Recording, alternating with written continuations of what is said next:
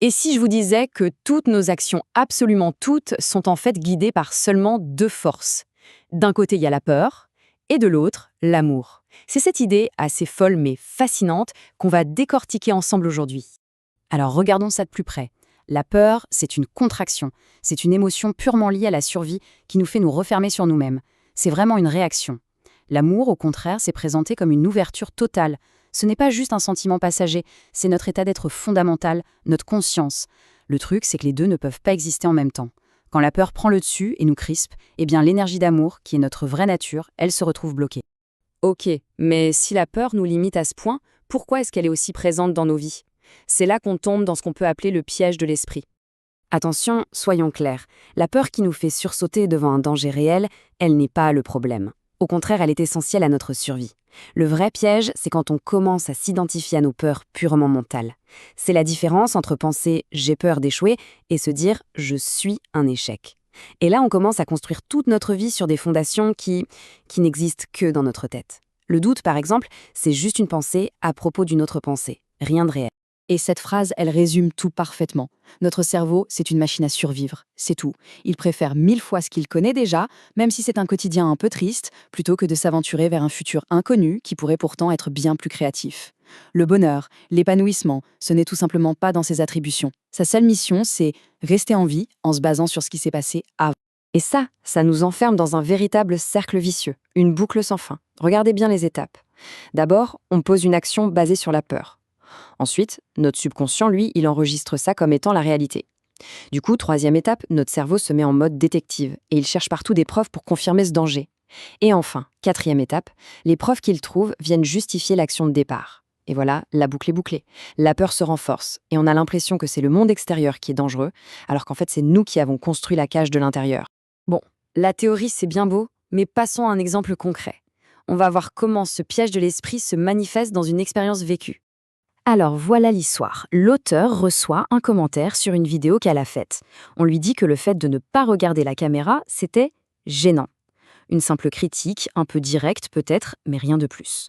Sauf que pour son esprit, c'est le début d'un scénario catastrophe. Ce tableau, il est vraiment parlant.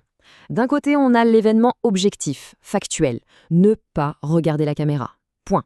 De l'autre, on a l'interprétation subjective complètement chargée par la peur. J'ai causé du tort, j'ai affecté son bien-être. On voit bien le fossé immense qu'il peut y avoir entre ce qui se passe vraiment et l'histoire que notre mental se raconte par-dessus. Et bien sûr, cette anxiété ne s'arrête pas là. L'auteur décrit aussi une angoisse beaucoup plus profonde, liée à son avenir. La pression de devoir choisir la bonne carrière, la peur panique de se tromper de rêve. C'est un véritable tourbillon de pensées qui finit par la paralyser et même par l'empêcher de dormir. C'est l'exemple parfait de la peur qui se nourrit d'un futur qui n'existe même pas encore. Ok, maintenant qu'on a bien compris comment la peur fonctionne et nous piège, voyons la stratégie qui est proposée pour la traverser. La question est posée, et c'est vraiment la métaphore centrale. Comment est-ce qu'on fait pour avancer quand on est dans le brouillard, quand on ne voit absolument pas où on va? Et la première partie de la réponse est d'une simplicité désarmante. Un pas à la fois. L'idée, ce n'est pas d'avoir un plan de carrière sur 10 ans, mais juste de se concentrer sur la toute prochaine étape, le prochain pas. Et puis vient la deuxième partie, qui est sans doute la plus difficile. Avancer sans voir la destination. Ça veut dire accepter de ne pas connaître le résultat final. Lâcher ce besoin qu'on a de tout contrôler. Et c'est précisément là que se trouve la liberté. Le principe, au fond, il est incroyablement puissant. Si on se donne à fond, à 100% dans l'instant présent, on court-circuite complètement le regret. Pensez-y une seconde. Le regret, c'est un sentiment qu'on fabrique nous-mêmes en jugeant nos actions passées.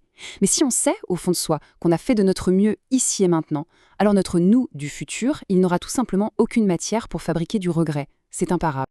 Allez, on prend un peu de hauteur maintenant. On passe de cette lutte plus personnelle à une capacité qui est, en fait, universelle pour l'être humain. C'est une distinction qui est super intéressante.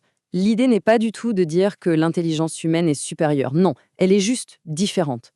Un animal, il est parfaitement adapté à son environnement. L'être humain, lui, il a cette faculté assez unique de pouvoir consciemment modifier son environnement, de modeler le monde physique avec ses pensées et ses actions. Et évidemment, ce pouvoir de création, il n'est pas anodin. Il nous ramène directement au cœur du sujet.